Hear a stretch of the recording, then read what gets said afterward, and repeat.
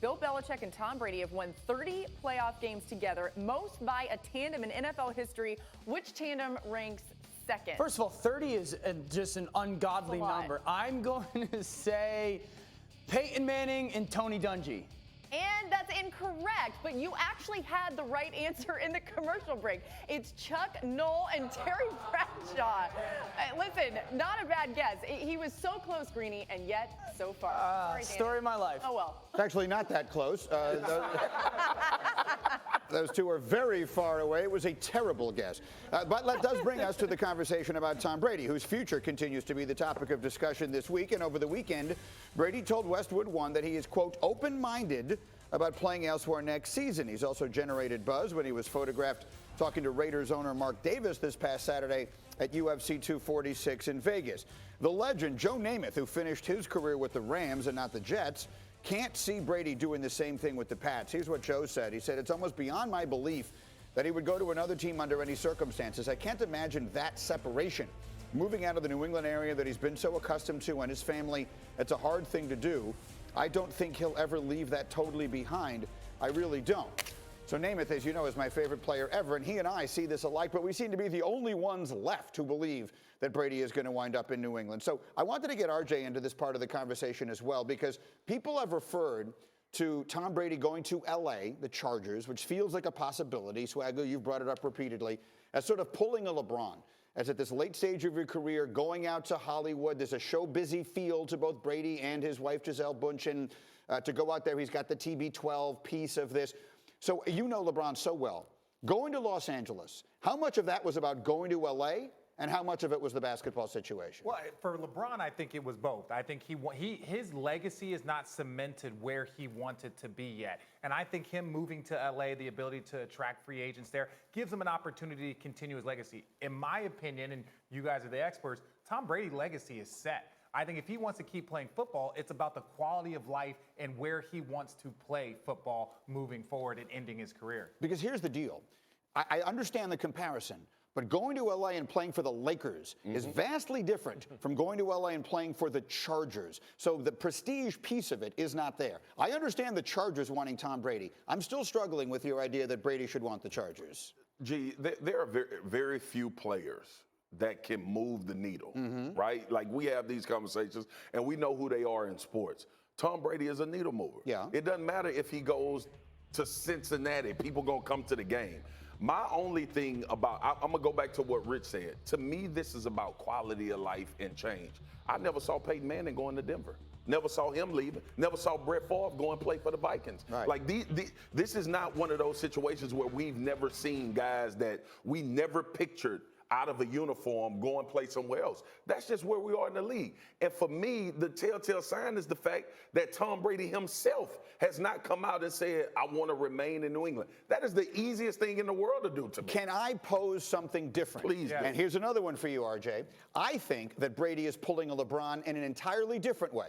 I think Brady is, for the first time, and this is what all the NBA superstars are doing. They're signing these one-and-one deals where they basically show up someplace and they say, put a championship caliber team around me or I'm out of here. I think Tom Brady is sick and tired of having turned down all this money all these years only for them to run out a collection of complete incompetence as offensive weapons last year. And he's basically saying, okay, you're going to put some players out there with me. I'm throwing to somebody besides Jacoby Myers this year, or I'm going out and I'm playing for the Chargers or the Titans or somebody else. Yeah, well, yes, but I can't say it's about money, because at the end of the day, ain't nobody over here worried about how much Tom Brady and his wife have. They've got plenty of money. It's about him being on the best possible team and the talent that he wants. I agree with you. It's about control. Everything about this has been, he started TB12 because he wanted to train the way he wanted to train, to take control of that. The contract situation was so he can have control over what his future was going to be. So to Greeny's point, like, it is going to be going to a place where he could control, like LeBron did, who's going to be around me. I want this player, and this player. You're going to go get these guys and draft them or sign them in free agency, and it's going to be a control thing for me.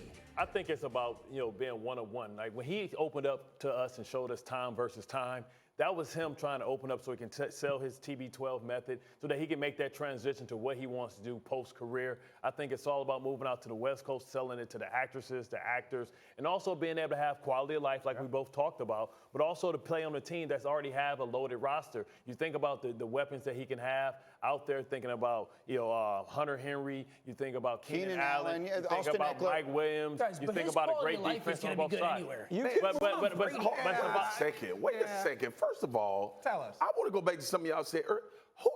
What the hell make y'all think Tom Brady gonna tell Bill Belichick what to do?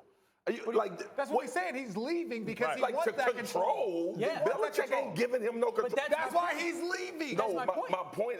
I thought you were basing that in saying Tom Brady is making sure the Patriots do all of these things. They ain't doing that. I think Tom Brady is saying, surround me with some players I can win with, or I'm going someplace else. See, I think it's that simple. I guess that's where we get off the boat together, because I don't think you tell him. Bill Belichick is also the head coach of 6 Super Bowls. Sure. Yeah. Bill Belichick is like, nah, I'm gonna do this the way I've been doing it. And Like, that you're a might be big part fine, of Marcus. That might be the reason he leaves then. But that's the point I've had from the beginning. Right, That's why he needs to go to LA.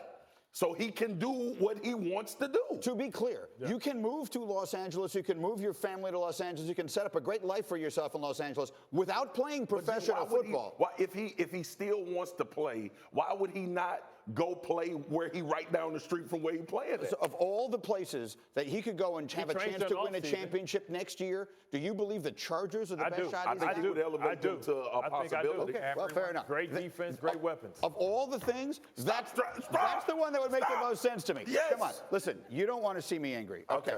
What do we have next? Houston, we have a problem. To the NBA, Rockets. Oh, let's get to it. James Harden, Russell Westbrook, and the Rockets hosting the Thunder. Of course, Russell's old team. Richard Jefferson with me for this one. And entering the game, Westbrook had scored a triple-double against every NBA team besides the Thunder, of course. So he was able to get that again in this one. The Rockets would lead by 15, but RJ, the Thunder start to go on a run. Under 6 minutes and 30 to play, Rockets up 13. Harden missing right there. That was a theme for the night. Look, live by the 3, die by the 3. This is something that we have seen from the Houston Rockets time and time again. Danilo Gallinari drilling the three-pointer. It's a quick 5-0 run. Under 4 minutes to play. It's now a 13-1 run, and Gallinari had hit another three-pointer. So here we see Harden again. He just can't get it going tonight. Sometimes your biggest strength is your biggest weakness, right? He believes in himself to a point like, I'm going to make one. He's out here not saying, like, is this the best shot? He just wants to prove to himself that he can make one in that moment. He was 1 for 17 from three-point range in the game. And then another opportunity here for the Thunder. Shai Gilgeous-Alexander able to slam it down on the other end. Hey, that young boy is bad. That is a talented OKC team. Rockets ball here, 15 seconds left to play. Westbrook trying to get the pass. It looks to be intended for PJ Tucker, but he dribbles. He's going to heave up the three-pointer, and it's not good. So the Thunder come back to win this one, 112-107. Westbrook had 32 points. It wasn't enough, though. Harden, after the game, when everyone left, you see him on the court. He's trying to put up more threes. But, James, what happened in this one? It's tough, especially games like tonight, and in the Laker game. You're playing well, and then just stop doing the things that, get us to lead. Sooner or later, we're going to put a four-quarter game together and just build off that. Right now, we're in a period where if something's going to go bad, it goes bad. And when it rains, it pours, and it's pouring. All right, so the Rockets have certainly been struggling lately. James Harden, that historically tough night against the Thunder. In NBA history, there have been 7 total instances of a player missing 16 three-pointers in a single game. Remarkably, James Harden has had 6 of those games. You said it, RJ. He believes he can hit those shots, so he's going to keep taking them. But Houston outscored by 20 points in the fourth quarter. Why does this team lately have so much trouble closing out games? Well, I wouldn't say lately. I think this has kind of been one thing that when you listen to the Rockets talk, you never talk about, or you never hear them say, well, we're doing it because people don't believe in us, or this is what we're trying to do and trying to accomplish. At the end of the day, to me, the Houston Rockets know, but people should not believe in them. You look at the loss that they had to the Spurs a few years ago without Kawhi Leonard. You look at the way they have played without Kevin Durant against the Warriors. Yep. And they just consistently struggle in very, very big moments. Now, this is just a bad game, a bad fourth quarter, but ultimately the Rockets, it's their job to convince us that we should believe in them, and they have not done any of that over the past few seasons. Is it too soon to say it's panic time there, or is it panic time yet? No, I wouldn't say panic time, because I think anybody that really watches this game and consistently evaluates all of these teams and the players, this is kind of where we thought the Rockets would be. They would be shooting a lot of balls. They would be in some games. They would be out some games. They're talented, so they're going to be able to make some noise. We know they're going to be in the postseason because they are so good. Yeah. But ultimately, are they a championship contending team? You have two guys that are in the prime of their career that have won MVPs, and no one views them as a championship team, and they still have other players on this team. Yeah, more basketball later in the show, but coming up on Get Up, we get back to football. If I told you either the Chiefs or 49ers would be back in the Super Bowl next season, which team would you choose? Plus, the scenario involving Dak Prescott and the Cowboys that Marcus Spears says is the possible worst thing. Spears, a former Cowboy. We'll be back on Get Up momentarily.